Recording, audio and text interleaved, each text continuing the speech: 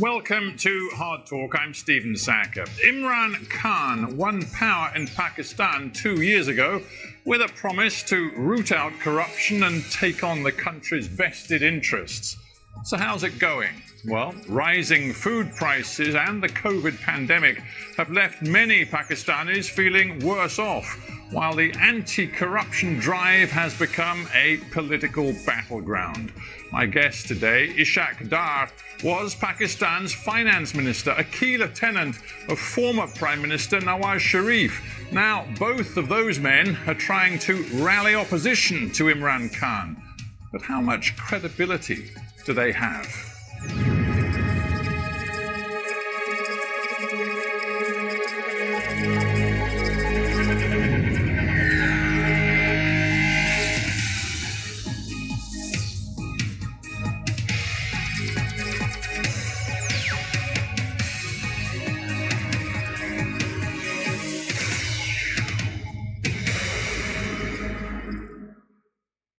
Ishaq Dar, welcome to Hard Talk. Thank you for inviting me. Let us begin with your personal status, your legal status. Sure. You are a wanted man in Pakistan. Are you here in London to escape the judicial process? Well, not really. I think you must be aware of the Pakistan history, that whenever in Pakistan over a period of 73 years, the corruption rhetoric has been used in the last few dictatorships.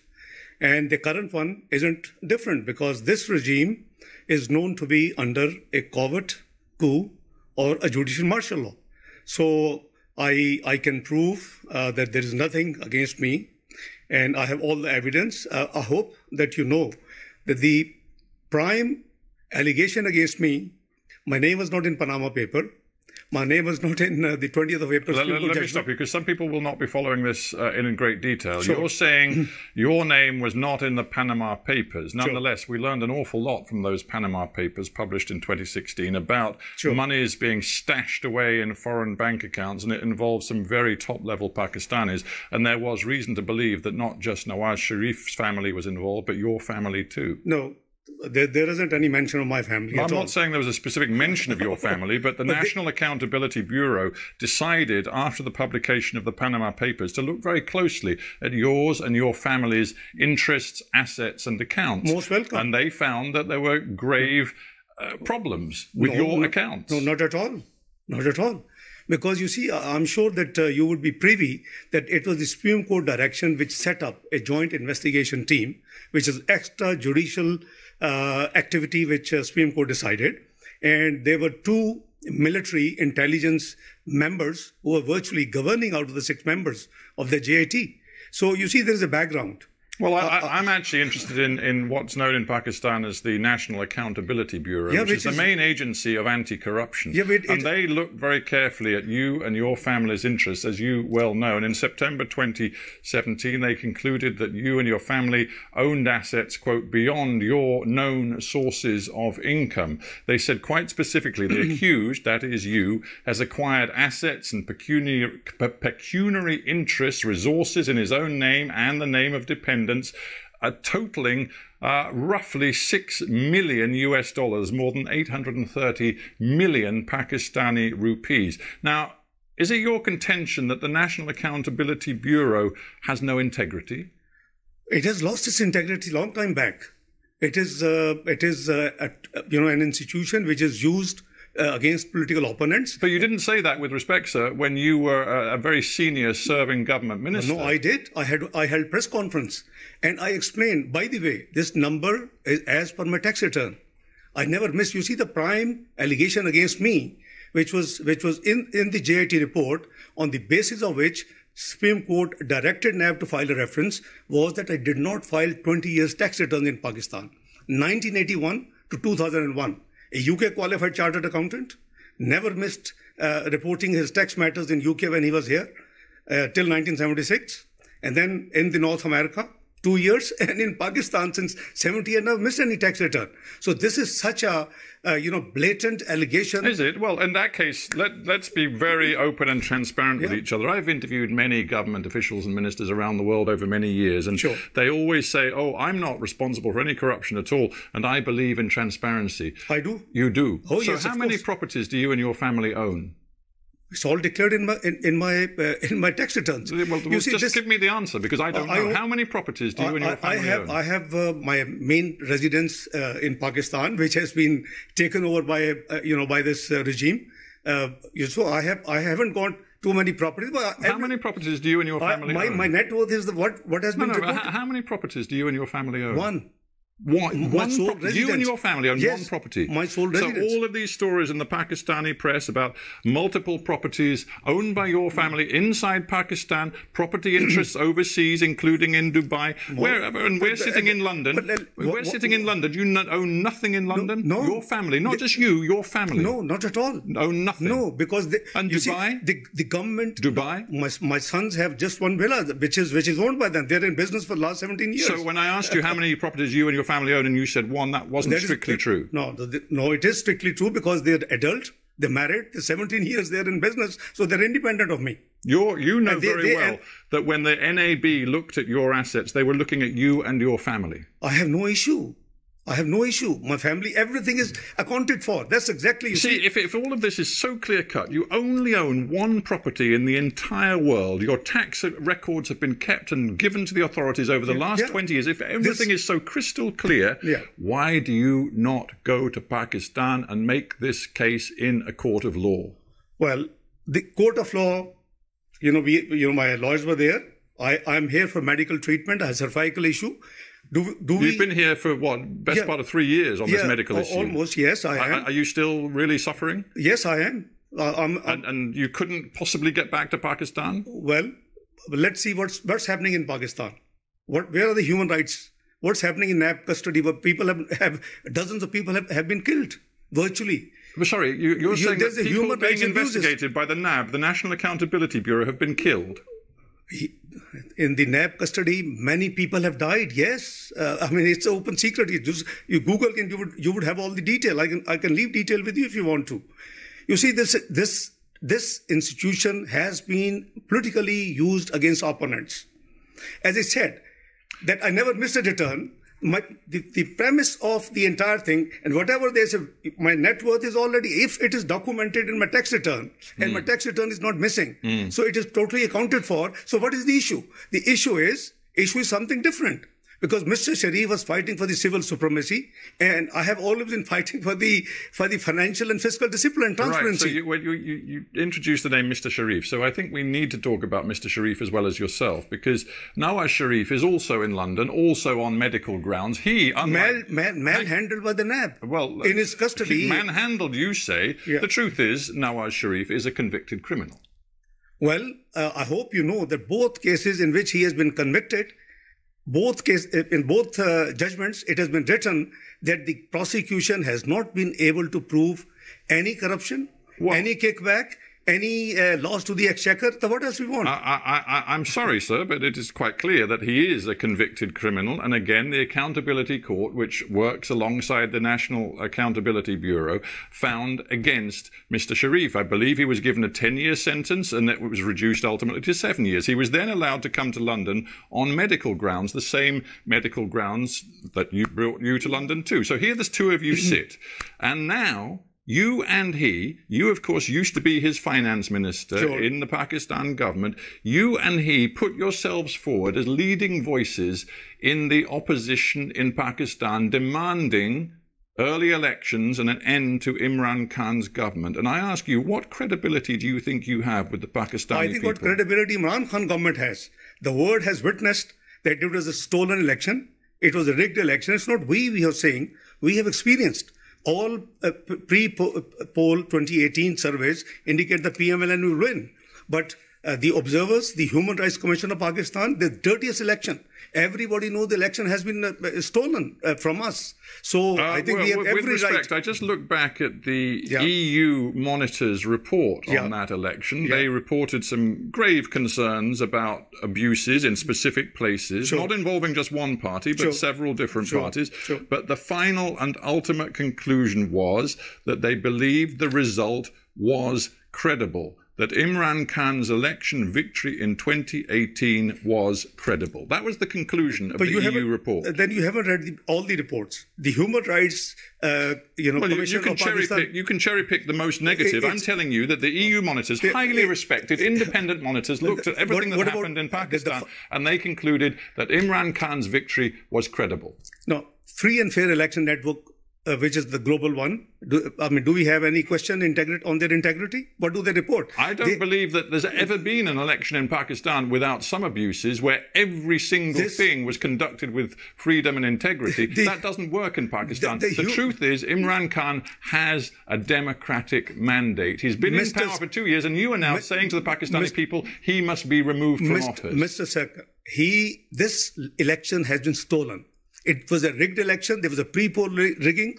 Electables from our party were pushed to his party using the NAB. During the day, the results transmission system was choked off and was put off of hours. Our polling agents were expelled from the poll. Fafin has reported 35 seats were rigged and stolen. Otherwise, he would have never been in government. Well, your party chooses to say that. I would simply come back to Michael Gala, the chief of the EU monitoring team, who said overall, I think you have to read the whole report. Result is credible. Well, you haven't read the whole report.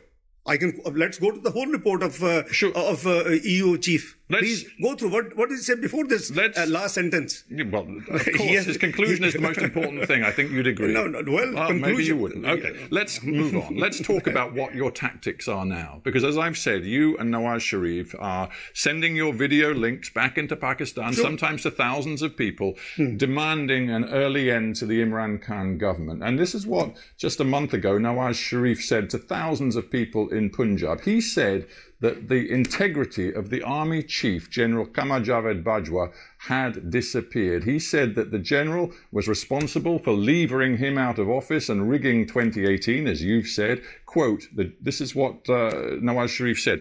You, directly to the general, the chief of the army, he said, you packed up our government and you put the nation at the altar of your own wishes. You rejected the people's choice in elections and installed an inefficient, incapable group leading to economic catastrophe.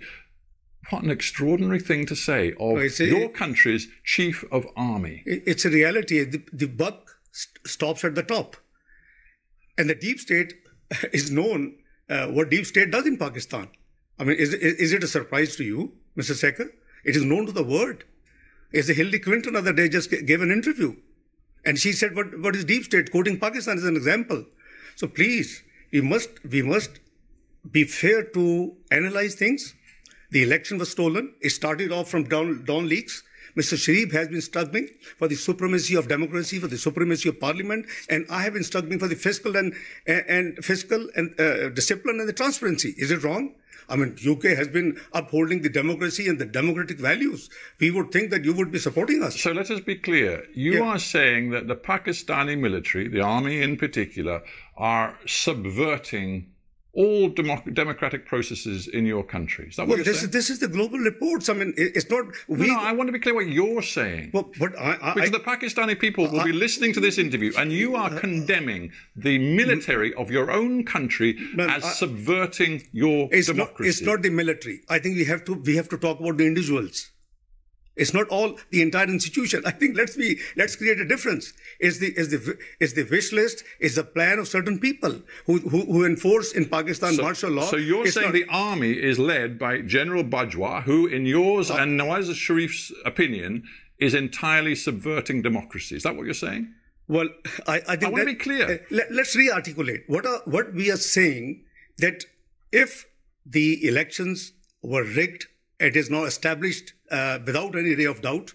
So if the elections were rigged and somebody has been planned. It's not we. It is the Interior Minister of Pakistan gave a statement that if Mr. Sharif had not got problem with the deep state and the institutions, he would have been fourth-time Prime Minister. Why would he say it? So let me be clear. You're now alleging that this is entirely unacceptable when your erstwhile boss and your very close ally, Nawaz Sharif, was working hand in glove with Pakistan's military dictator, General Zia, for many years. And suddenly he's decided that the military and the way they interfere in politics in Pakistan is entirely unacceptable. What kind of hypocrisy is that? I disbelieve, this analysis. Frankly speaking, I disagree with you. Well, what bit of what I've just said is maybe wrong? Evolution process. Maybe evolution process. Evolution process? Yeah, because, you mean because then he was in power and now he's out of power, so he's really angry with the army because they won't work with him? No, it's not the first time. It's the third time he was Prime Minister. And Imran Khan, own Interior Minister, tells the whole world that Mr. Sharif would have been fourth-time Prime Minister if he had not got trouble with the establishment. You see, Imran Khan may be unpopular in Pakistan now, but when he heard what Nawaz Sharif said last month at that rally, when he directly targeted the Chief of Army, Imran Khan said this. He said, "How dare Nawaz Sharif point to the general and blame him for what is happening in Pakistan when for years Mr. Nawaz Sharif polished the boots of a former military dictator." When Imran Khan said that, I dare say he actually had a great deal of sympathy from many Pakistanis who know hypocrisy when they see it. I think you probably haven't seen his 21 clips, how he has been maligning the military army chief, the intelligence services of Pakistan. And not too long before, it's just last year when he was in the United States, he gave a statement that it is the ISI, our intelligence service, which actually was responsible for the Osama bin Laden and its killing, etc., etc. So I think when he was out of power, when he was in opposition, he had given 21 different statements at different times. He was known as Taliban Khan. I mean, I don't know. Are we talking or wish to discuss his performance and our performance? Are we here to talk whether it is a pure democracy or is it an anocracy? You and other opposition elements have created this Pakistan democratic movement. You want to deliver early elections and see Imran booted out of power, but many people, even in your own movement, are now backing away from this targeting of the Pakistani military. For example, Bilawal Bhutto said it was regrettable that Nawaz Sharif had named the military chief by name. And even Mr. Sharif's own daughter, Mariam, had to stress at great length that she was not anti-military. It sounds like Nawaz Sharif has overstepped the mark. I think there seems to be a confusion. Mr. Nawaz Sharif, as Prime Minister or otherwise, is not anti-military. Please, let's be very clear. He blames certain individuals. And as I said, the buck, stops at the top. If the Dawn leaks were there, there's a huge, history about that. I'm sure you will be privy to Dawn leaks. It relates to FATF. It relates to Pakistan going back to grey, which we brought out from grey and it was white. So I think, if Mr. Sharif talks of certain interventions which are against the oath, against the Constitution of Pakistan, is something wrong? Let's talk about politics and your message to your own people. We know that Pakistani people are suffering right now. Food price inflation is soaring. COVID-19 is seeing a second surge in your country, creating real economic difficulties. There's going to be barely any growth in the Pakistan economy this year. In the midst of all of that, you are creating a new level of political instability, demanding that Imran call early elections, calling him illegitimate, banging on about the vote rigging, claiming that the army is really in power. Do you think that your approach is really helping the interests of the Pakistani people? I think you have to be neutral umpire, Mr. Sackur, for a moment. 2014, we won the election 2013, massive majority, 2/3 almost. 2014, when Mr. Imran Khan comes to agitate for 4 constituencies rigged only, his claim, nobody spoke. Yeah, and Mr. Dar, you're going back now. You're going back 6 years. And I'm putting myself in the shoes of a Pakistani today who sees rising food prices, political instability, geopolitical instability, and he wonders whether the opposition sitting in London, yourself and Mr. Nawaz Sharif, really have the interests of ordinary Pakistani people at heart. We have interests of Pakistani people at heart, and that's why we are moving. This country had witnessed double revenue collection in our tenure of 5 years, lowest inflation, lowest interest rates, best performing stock market in the South Asia, most stable currency, highest GDP growth in 11 years, 5.8%. I mean, it's all music. Your Western, the institutions had all the praise. And what was the final report in 2016? PricewaterhouseCoopers, what did it say? Pakistan is going to join G20 by 2030. And we were striving to bring it even earlier. And we were very clearly hoping that since we had ended the load shedding, we had fought the extremism and terrorism in Pakistan, we had improved the macroeconomic, indicators in Pakistan, and all praises, all. So now, I understand. I'm not suggesting that your personal economic record was bad. In some ways, it was good. But listen, I'm just trying to get you to respond to a simple question.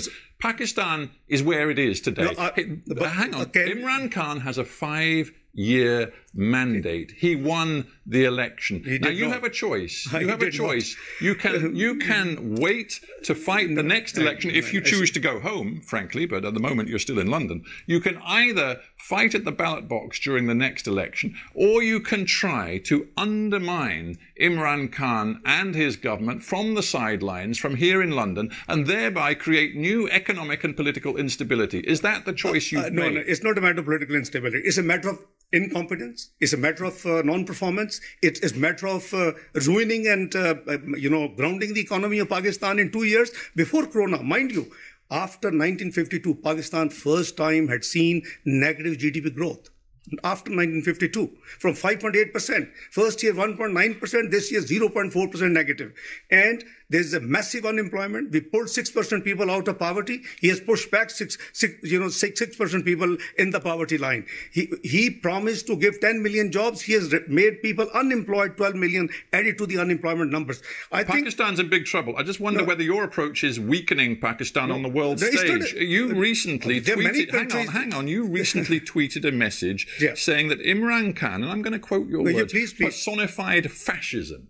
Now, Imran Khan has stood up for Pakistan's interests in a very tough stand against India and Mr. Modi, which you well know. He has also conducted a foreign policy which sees deepening economic ties with China, which is precisely the same policy that you followed. He also is trying to use Pakistan's influence, it seems, to bring the Taliban to the peace table in Afghanistan. What is it about these policies that you think personifies fascism?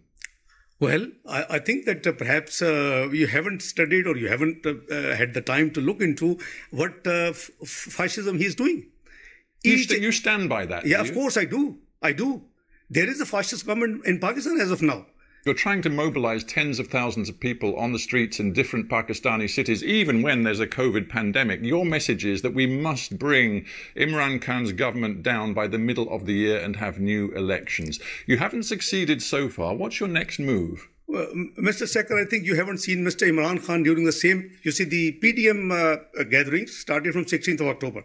You haven't seen... the Democratic Movement gatherings, yes. But you haven't seen in the same period, in the last 6 weeks, you haven't seen the gatherings, the large gatherings of Mr. Imran Khan himself. COVID would not spread. What is your next move? Well, our ultimate aim and our ultimate goal is supremacy of, democracy in Pakistan, the free and fair election, which would be transparent and should be acceptable to the world observers. And presumably the rule of law. And the rule of law. So will you go home to face the rule of law? Of course I will. Rule of law and transparency.